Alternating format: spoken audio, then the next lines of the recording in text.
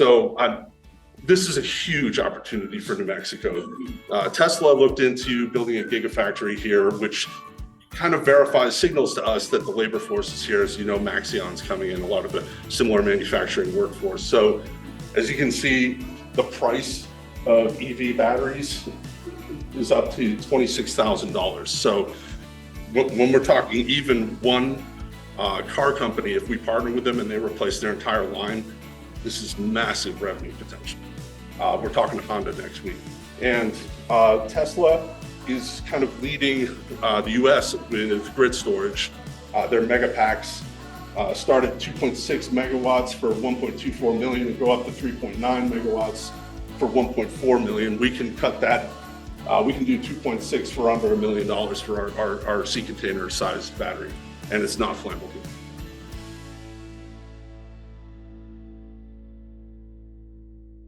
Good morning, Albuquerque. It's 9 o'clock on Wednesday morning, and that means it's time for 1 Million Cups. I'm really looking forward to this today. So the first thing to do is to check in. So if you have a phone with the ability to recognize QR codes, please check in.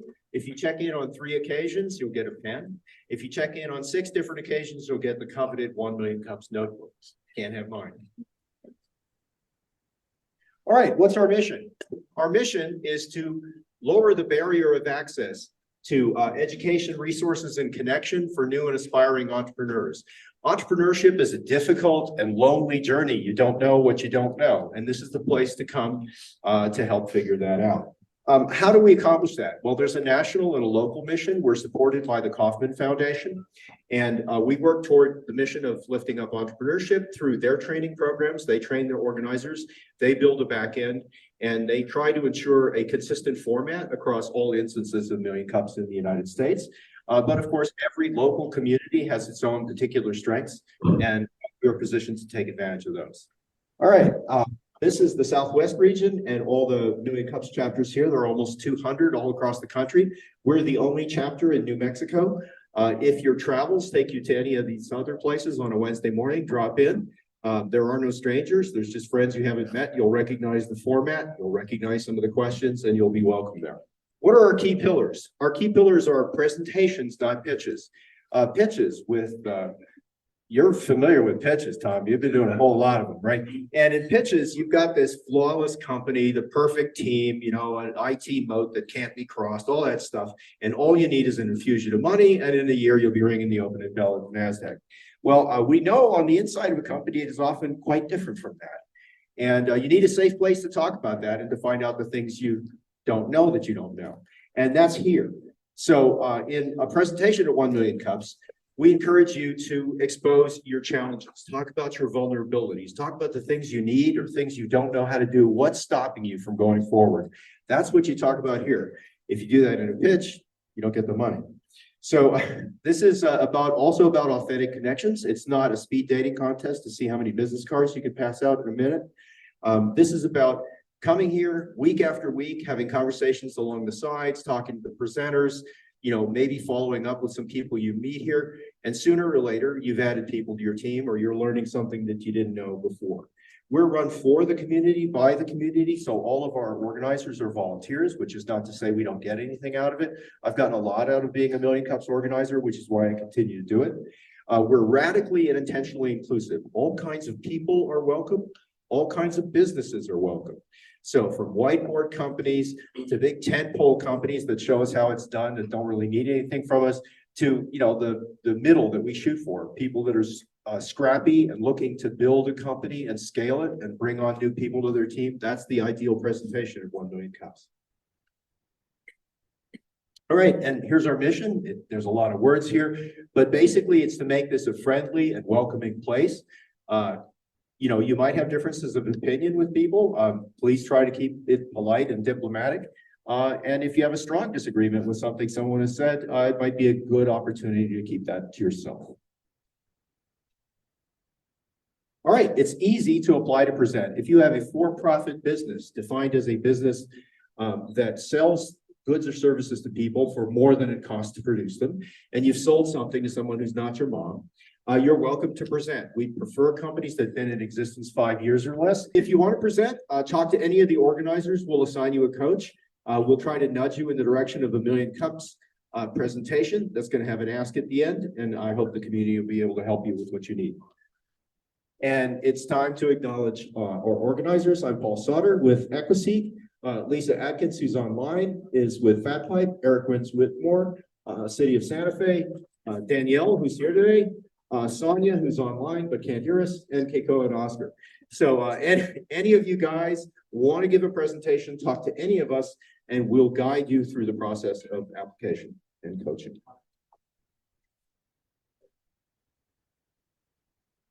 It's also a pleasure to thank our sponsors, Fat Pipe, our host for coming on 10 years.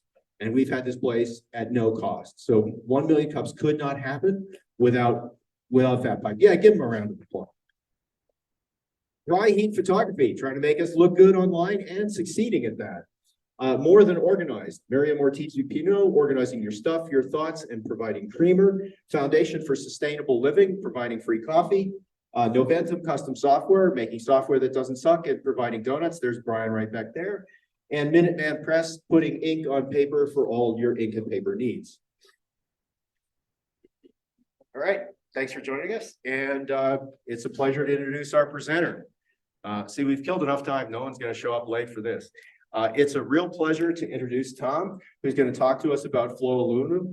Now, I did say we're allowed to bend the rules. They haven't sold anything to anybody yet, but they've sold the concept of the company to a lot of people. And Tom's going to take a shot at doing that right now. Thank you. Okay, thank you for having me. The store. I want to be in front of the camera. Where's the star? Okay, so the origin of the company, this is a technology out of University of New Mexico. I've been mentoring with their National Science Foundation I-Corps program since 2019, which is now converted to an accelerator. And Chris Fetro is a PhD student at UNM. I was assigned as the mentor. Stuart Rose is actually another mentor for the program. And so we, immediately when he told me about this battery, I knew it had to be commercialized. So with batteries, there are really two options for returning max energy. The lithium ion battery is ubiquitous. And then there's our battery. Both batteries have relatively high energy density. Ours is more than double a lithium ion battery. Yeah, so the lead acid batteries that are in cars, they are not required to have high energy density. They're just required to get the car going, and then we rely on fossil fuels to drive those cars. Efficiency is not important. So our battery, it's an aluminum CO2 battery. It uses no rare earth minerals, no lithium, cobalt, or nickel. It's lower cost than lithium ion, not flammable, very high energy density, and uniquely, it also captures carbon. So we actually have more than double the energy density of a lithium ion battery. We're projected at 695 watt hours per kilogram. And the drone companies we're working with, this should double the flight time. Okay, so the battery recharges very quickly, and it has a complete depth of discharge, which means when you're using it, you can burn it all the way down and recharge it very efficiently. So on the direct air capture piece, you may have seen that the federal government funded some direct air capture initiatives this year, with $1 billion. So it's a growing industry. It's about a 70% compound annual growth rate. With our grid storage batteries, 3 to 4 megawatts, we're looking at 250 tons of carbon sequestered a year, 12,000 trees, $20,000 revenue in carbon credits per sea container sized battery. And so one of our partners just finished a 200 megawatt install in Texas, and that would be $1 million a year in carbon revenue. So right now we're working on a pouch cell to verify the energy density, and then we'll be building a drone battery, and we will be selling those in 6 months if it all tests out. We'll build a residential storage battery, and then in a year and a half, we'll have a prototype for a grid storage battery, 3 megawatt sea container size battery. So the beachhead is the drone market will be in revenue in 6 months. And then with the grid scale, we'll be able to use the carbon capture, the direct air capture. In the EV format, we cannot capture carbon. It's a sealed battery. So residential and grid storage will be our opportunities to leverage the direct air capture. So, one of the biggest differences between our batteries and lithium ion is it operates really well at extreme temperatures. So you may have seen that, Tesla's in extreme cold struggle to be recharged, and grid storage, it's even more important. The batteries degrade in performance. Lithium ion degrades in performance significantly in low temperatures and extreme highs. Our battery operates really well down to -40 Fahrenheit and up over 120 degrees Fahrenheit. And so that, combined with it not being flammable, lower cost, and with the direct air capture, we have a broad range of differentiators with lithium ion. So this is a huge opportunity for New Mexico.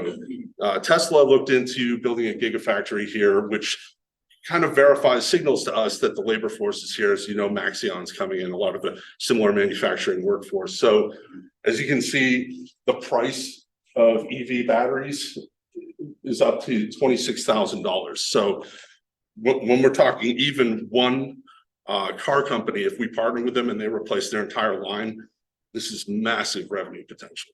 We're talking to Honda next week. And Tesla is kind of leading the US with grid storage.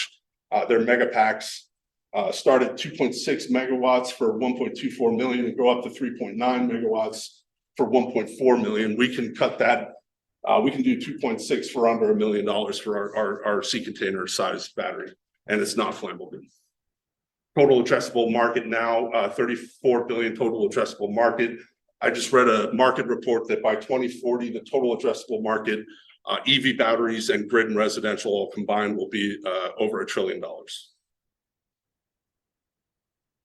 We have a really strong advisory team. Mark Hammond is with SoftBank. That's a $200 billion venture capital firm. Chris Brower just came out of Canoe. They are an EV company that's, for example, supplying NASA with EV vehicles. Kevin Basilek here is installed a gigawatt of storage.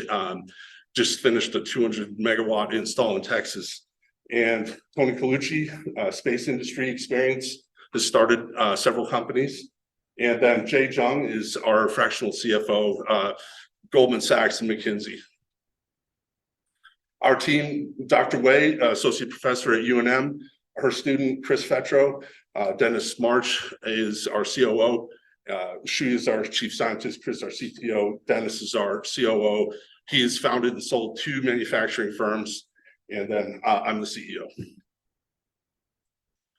So our competition, iron flow, low power density, and energy storage efficiency. And then it's very sensitive to humidity. And then lithium sulfur is a poor lifetime.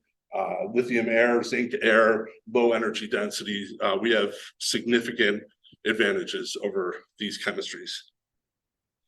And so, do I want to take questions first before I go to the ask, or should I do the ask first? Do the ask. Okay, so we are looking for an advisor, ideally someone late career or retired, specifically in grid storage, EV as well. But if we could find a retired grid storage engineer that's been assembling batteries for 30 years plus from any one of these companies, we're very interested in speaking with them.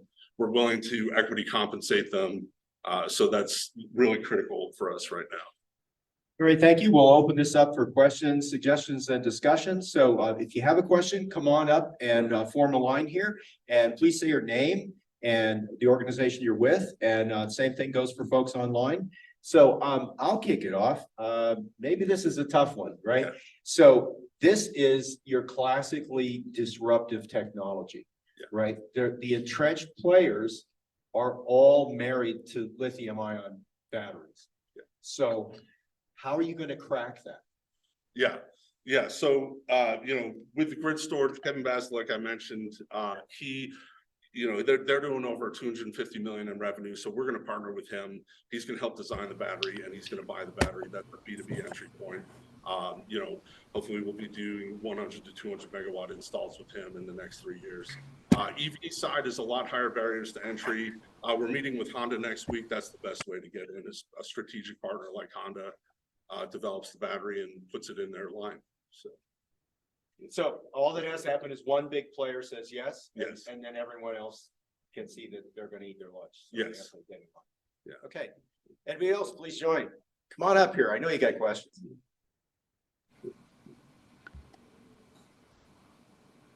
Probably too many questions. Yeah. I'm a retiree from Sandia National Laboratories. Okay. And some background in manufacturing. So I have a lot of questions. I mean, one of them is Why like, can't I hear it? you have a lot of just the technical features like packaging overhead. And I still don't understand how it sequesters CO2. Where does the CO2 go?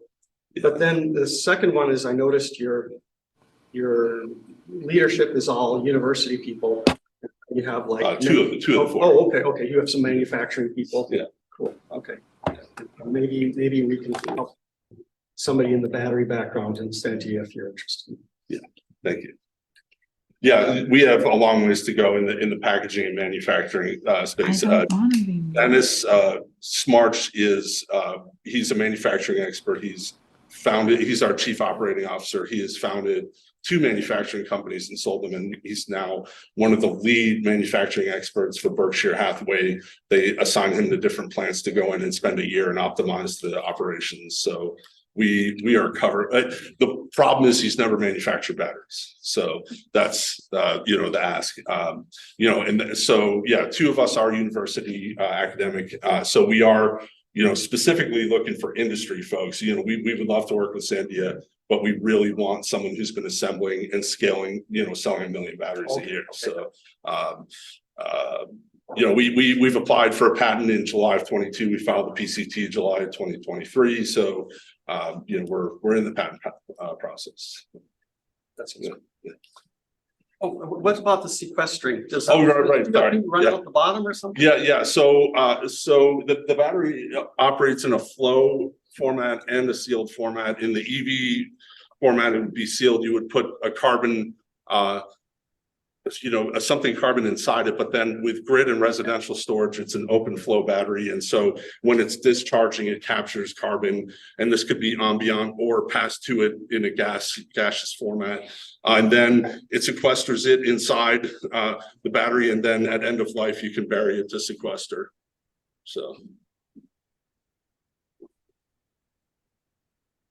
Marilyn Pruitt with our Peaceful Path. This truly looks disruptive. And Yeah. How many of these batteries have you even made as prototypes, and how well do you know they work? Yeah. And are there negative side effects, like with the lithium, you've got all of this horrible mining that's going on. Yeah. This is almost too good to be true. Yeah. Have you found some of the negatives in there, and how have you addressed them? Sure. So yeah, we only have a coin cell right now, which is the size of a watch battery, which is why we're pressing hard. We actually have hired 2 different prototyping shops to get to a pouch cell, which is the size of a cell phone battery, which is where you can really prove out the numbers, the energy density. So yeah, there's a significant amount of risk right now, but it really does. Aluminum's the 3rd most abundant metal on Earth. It's about $1 a pound. Cobalt's about $15 a pound. Nickel and lithium are between $8 and $11 a pound. If we really optimize this, we could cut the cost of batteries in half. Environmentally, aluminum recycles very efficiently, very cleanly. We could have a captive supply chain within North America and not have to source out of the country.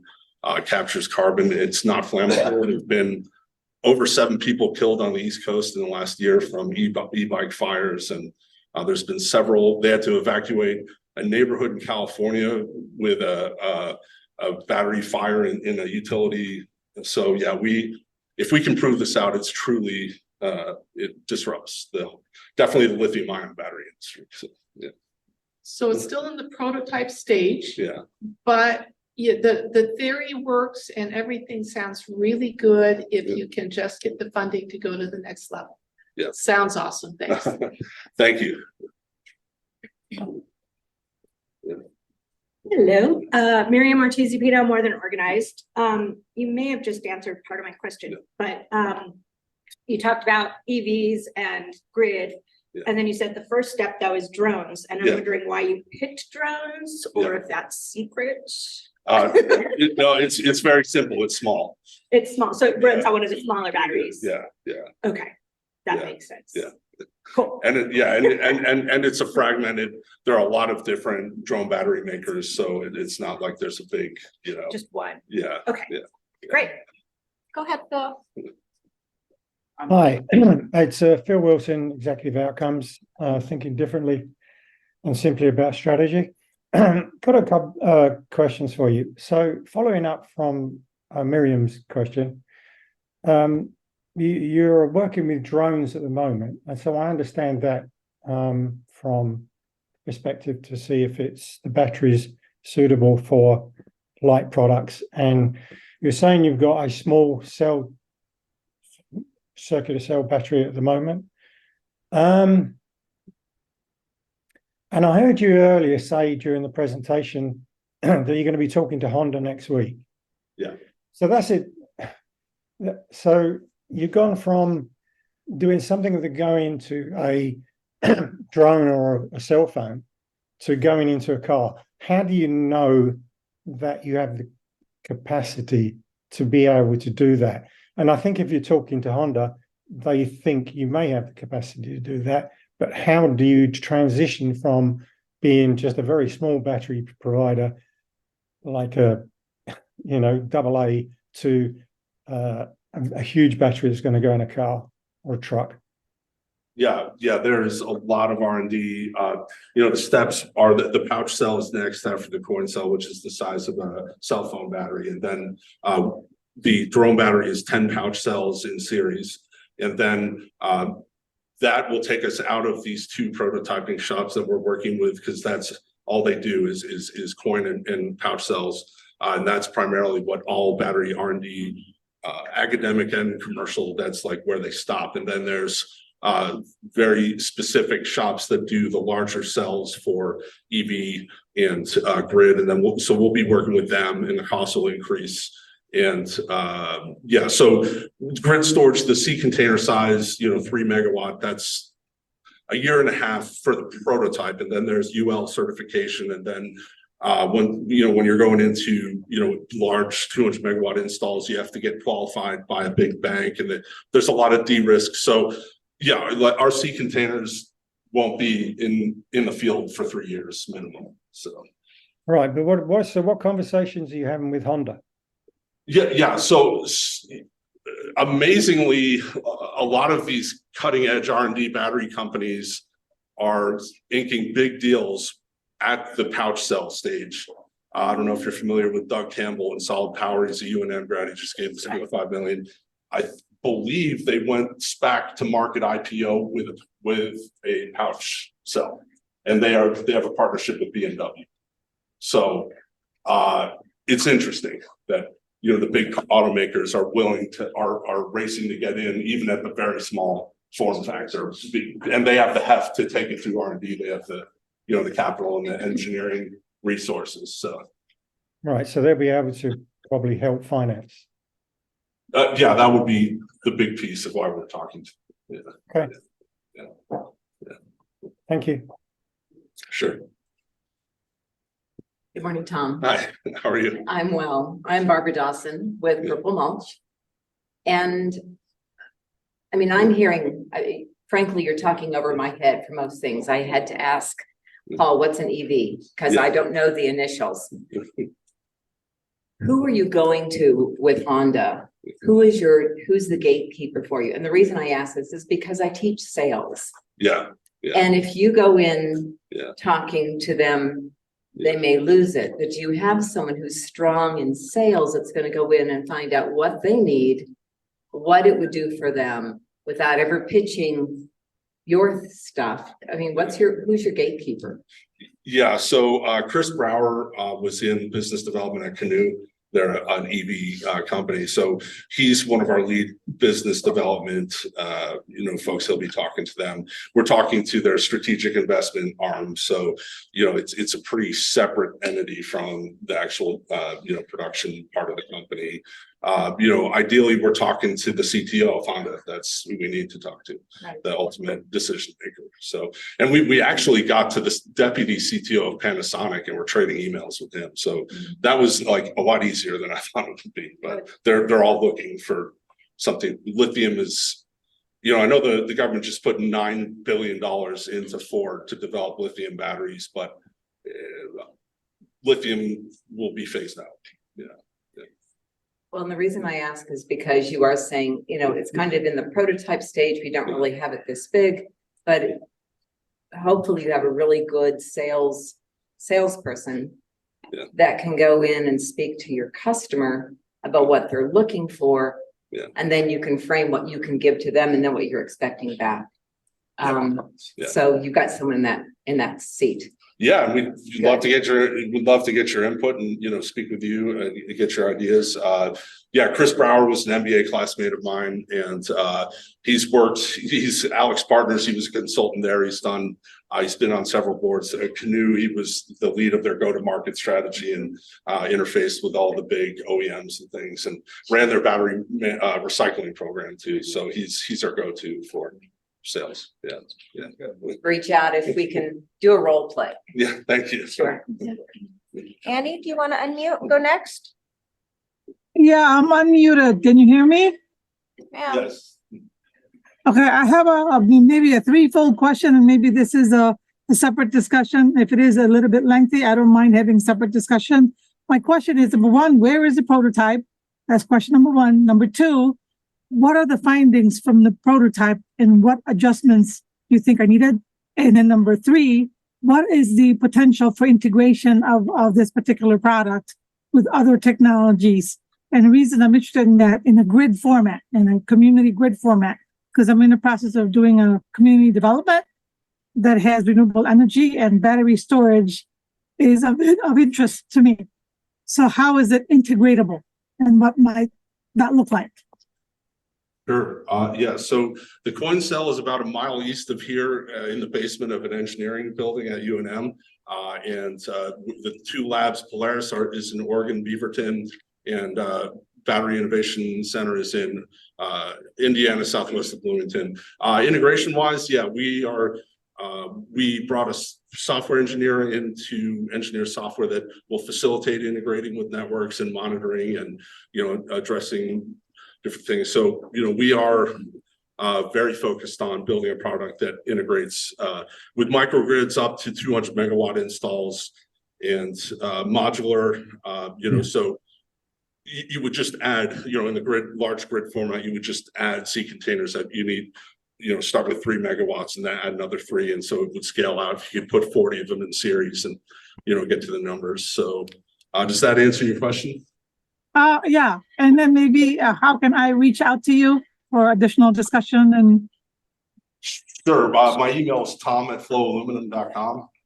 Our website's flowaluminum.com, and there's contact information there. So is it on the screen, guys? Because I don't see it, or somebody put it on the chat. Danny, it's in the chat. I just copied it the second time. You'll find it there. Okay, thank you very much. Thank you.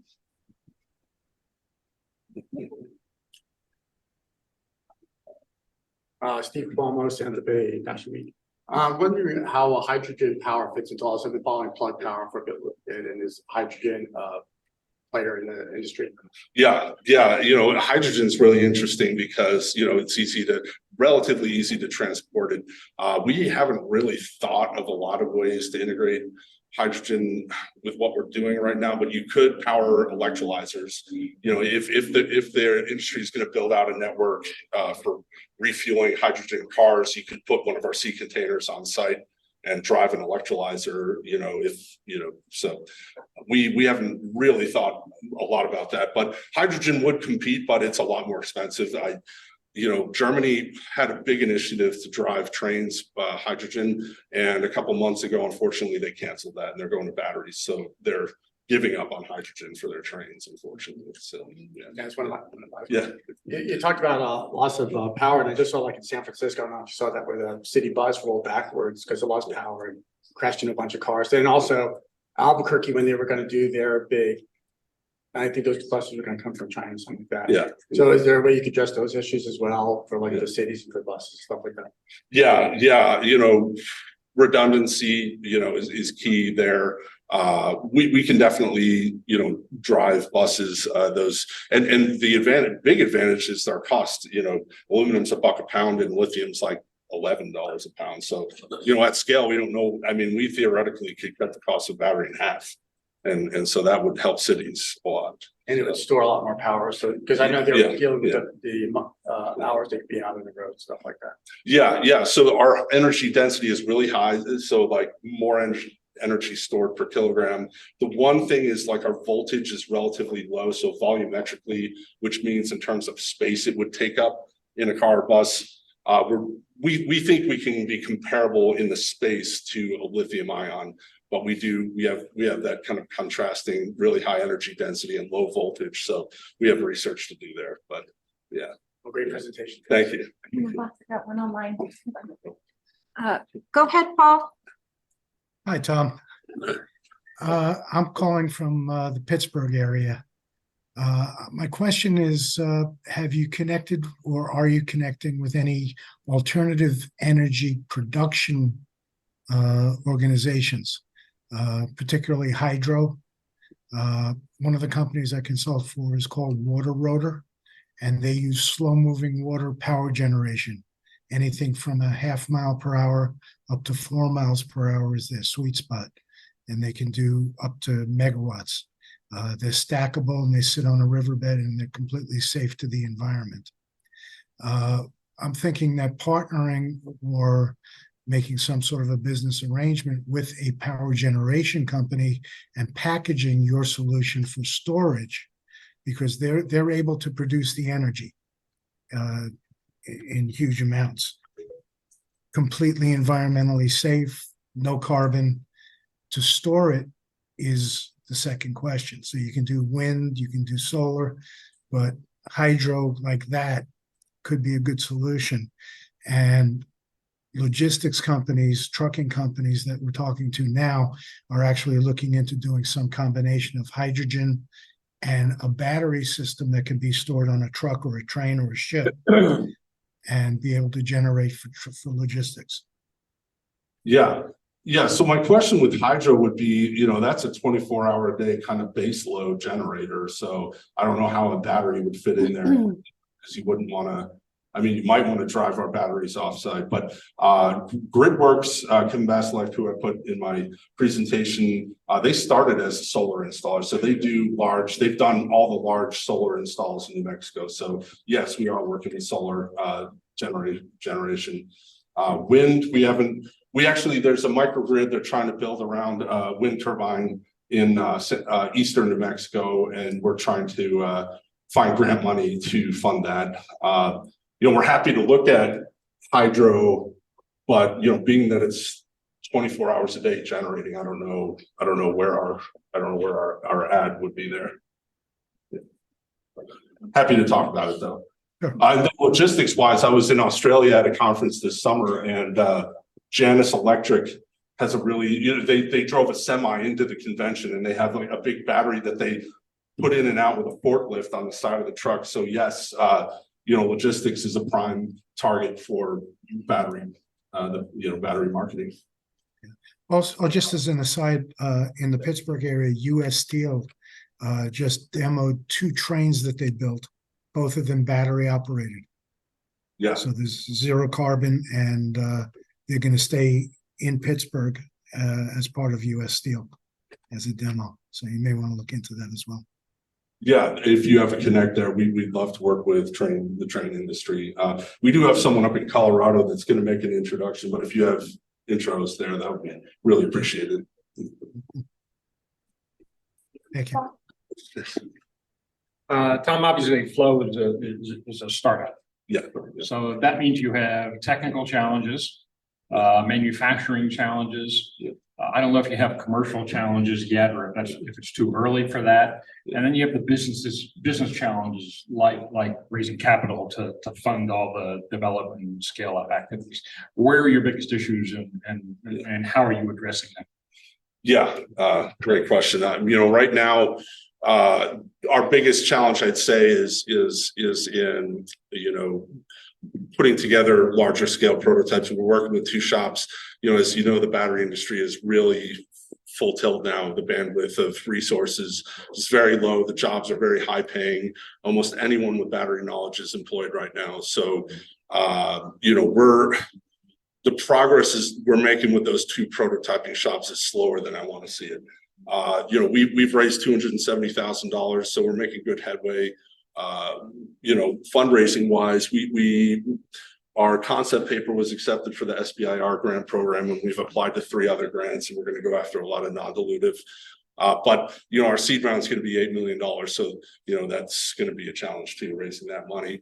And then commercially wise, we have a ton of interest. We really want to ink some letters of intent. We have one memorandum of understanding with a motor company, Torev Motors company.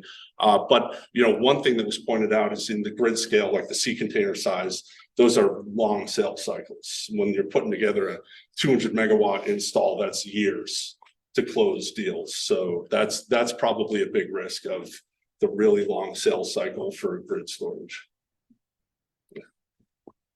And one more question that's always interesting in New Mexico, and that is if you get funding, the funding sources are gonna want to move you out of New Mexico.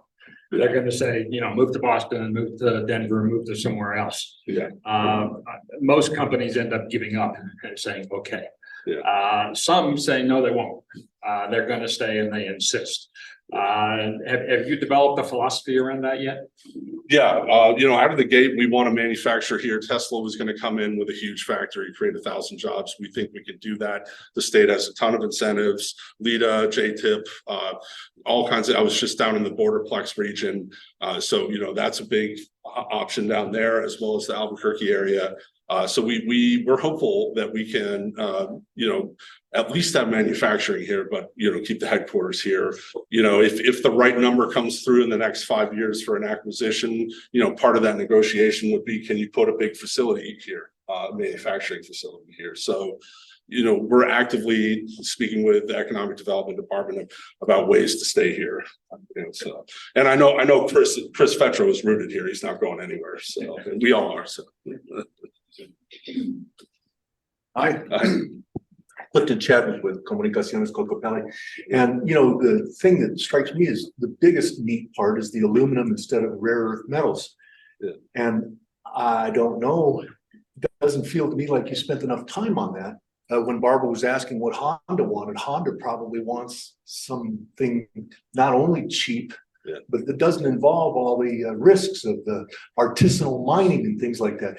Yeah. Can you delve a little deeper into that in terms of environmental risks relative one to another? Yeah, definitely. Great question. Lithium is very difficult to recycle and it is very dirty to mine. And it's actually less rare. They just found a mine in the border of Oregon and Nevada, I think, that they say could supply enough lithium for like 100 years or so. It's massive. But and that's on a tribal property. You're right. So that's a huge problem. And that's gonna, at a minimum, delay that, if not cancel it. And then cobalt, horrible labor. There's basically only mines in Africa, and there's like 6-year-old kids in pits, digging that stuff up. So we want to get away from that for sure. And yeah, so these car companies would love to get away from the lithium and cobalt supply chain.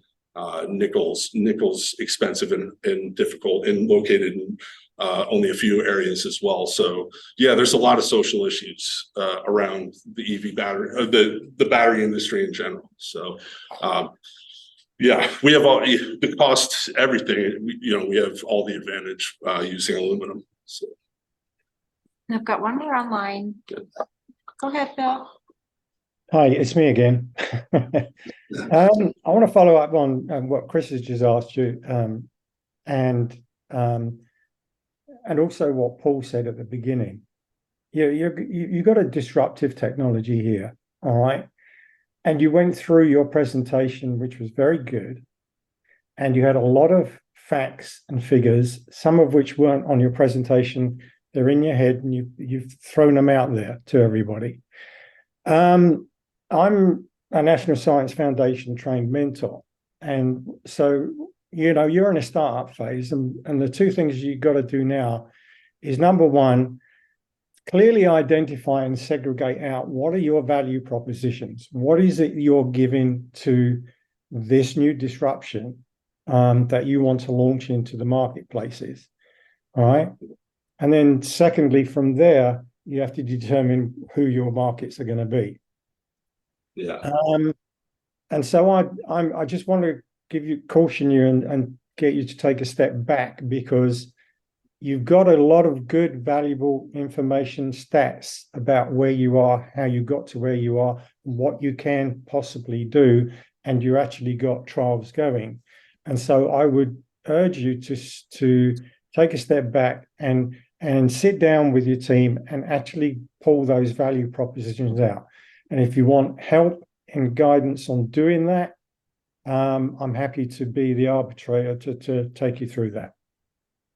Excellent. Yeah, we'd appreciate that. Yeah, I kind of wish it wasn't the case, but the cost is going to be the biggest, value prop to industry, and we got that nailed. And I wish the direct air capture was a big selling piece. Almost no one we've talked to, especially the VCs, care about the direct air capture, unfortunately. Right. But other people will, all right? And as time goes forward, then people are going to get more interested in your carbon capture, and even Biden saying companies have to say how much carbon they're recapturing, all this going forward. So it's going to be there. But I think you got a lot of good information, and it's easily lost because it got lost in your presentation because you go from one slide to the other. So I think we should slow down and say, okay, what is it we've got, and which of these value propositions, when we're talking to people, do we put out up front to get the best comeback from those talks? Yeah, certainly. Yeah, we'd be very interested in working with you. Okay. All right, it is my privilege to ask you New Mexico's official state question, red or green? Green. There it is, folks. It's green. And what can this community do for you? Yeah, so, finding that advisor that's been assembling batteries, to produce at scale, we need that. We also need, entry level process engineers, to assist with scaling the technology. Super. So, hey, you kids working on your PhDs there in power engineering, there's a job opportunity for you. So thanks very much. Let's have a hand. All right. So I'm guessing we're going to do events today. Do you have events? No? No? Well, anybody have an event coming up? Yes. Yes, Brian's got an event. And that wasn't donuts. We did this today. We've got a few online too.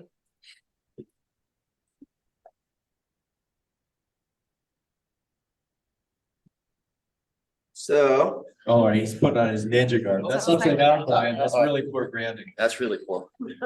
Only people in Australia could read it. So we are sponsoring the Albuquerque Turkey Trot. So if you want to come and get some exercise before you gorge yourself, sign up. It should be fun. It's a race, and Noventum is one of the sponsors. So it's Thanksgiving Day. Hey, Ken, do you want to hold on? It's at the Balloon Fiesta in the morning, but you're going to have to register or jump the fence On Thanksgiving Day. on Thanksgiving Day. Are you online, Ken? Do you want to announce your event? I am. I apologize. The next resource fair is coming up on the 15th of this month from 4 to 7 at the Manzano Mesa Multi-Generational Center. I put a link. If you want a table, they're free. Come out, network, and let me know if you have any other questions. Appreciate you. Okay. So I got this one in the email, Rainforest Student Pitch Competition tonight, Bow and Arrow Brewing Company, and it starts at 5:30. No need to register, show up. Not sure if there's free food. Brian asked me, but I don't know. Thank you. Go ahead, Sonia.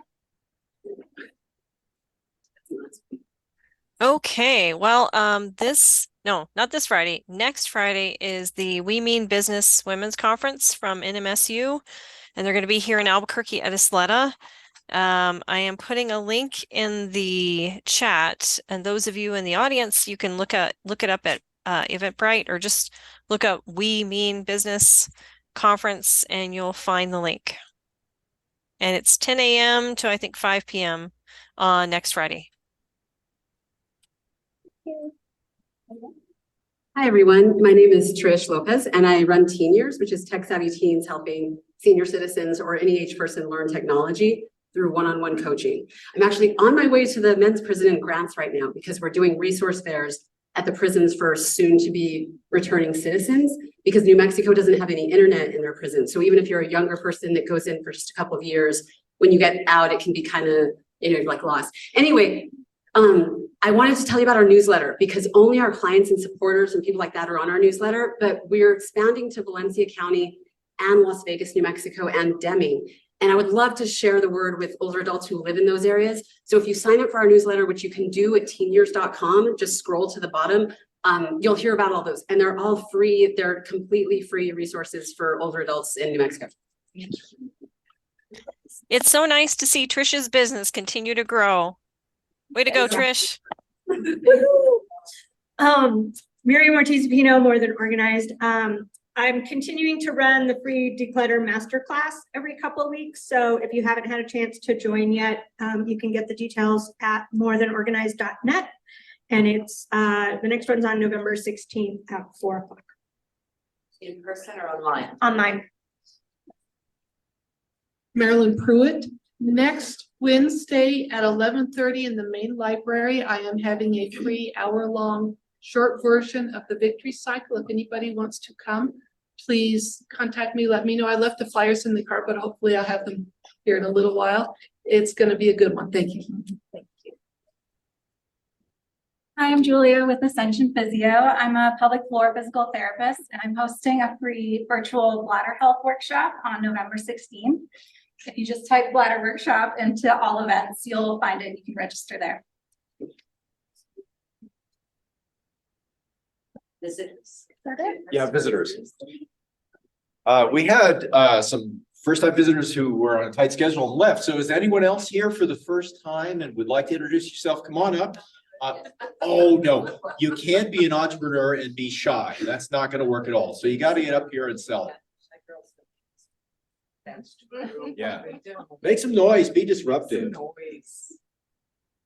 My name is Linda Walls. I'm here with Mercedes Wharton. And I'm just toying around with the idea of opening up a small business as a consignment shop. So she thought I could get some insight here. Welcome. Thank you. Anybody else new? Yes. New and not shy. Come on up.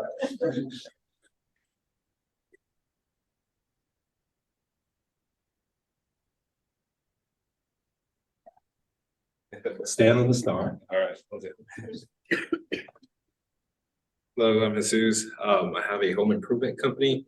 I just thought I'd come out here to kind of get to know a couple more people in the industry, see what struggles people go through, kind of what the right narrative was on it, and hopefully get to know some of you guys a little bit more personal interaction level and get something going here. Okay. All right. Anybody else got anything? Yeah, there's one on. You There's looking one for online something, poll. looking for people, looking for a job? I said I'm a pelvic floor physical therapist, but I just wanted to say I also specialize in scoliosis and then general orthopedic conditions. I'm brand new to Albuquerque. I just opened my practice a few weeks ago. Got one patient. To find more community connections. All right, and we hope you'll present at some point in the future. I think Oh, we've got Phil, Yeah. you got something? We got Paul online as well. Hi, Phil invited me. We both were part of the 1 Million Cups out of New York. But I live in Pittsburgh, Pennsylvania. Media and entertainment career for 50 years. First music video for MTV. I've been more involved in the technology lately and started my own online technology discussion called the Pittsburgh Innovation and Technology Alliance, PITA, which you can see at pitinnovation.com. But it was a great session. Thank you. All right. One more. Come on up. Hi, everyone. My name is Penny. I'm with Transitions and Senior Care. I help families get into communities to get the care they need because they can no longer live by themselves. I'm excited to be a part of the 1 Million Cups and look forward to the future. Thank you. Thanks, everybody, for introducing yourself. And thanks for another great week. So, I don't know how exactly it's going to happen, but I'm looking forward to the day 5 or 10 years from now when we'll be telling war stories about remember Albuquerque way back when. And, you never know whether one of the companies that's been presenting here is going to be the one to put us on the map, because a lot of people still don't even know we're a state. But I think Tom's got a reasonable shot of Flow Aluminum putting us on the map. Let's have another hand for Tom. And remember, when you were a little kid and you were disruptive, you were given a timeout. But when you're an adult and you're disruptive, they might give you money. So just keep that in mind. Things are different. All right, see you next week. Lift up entrepreneurship in New Mexico.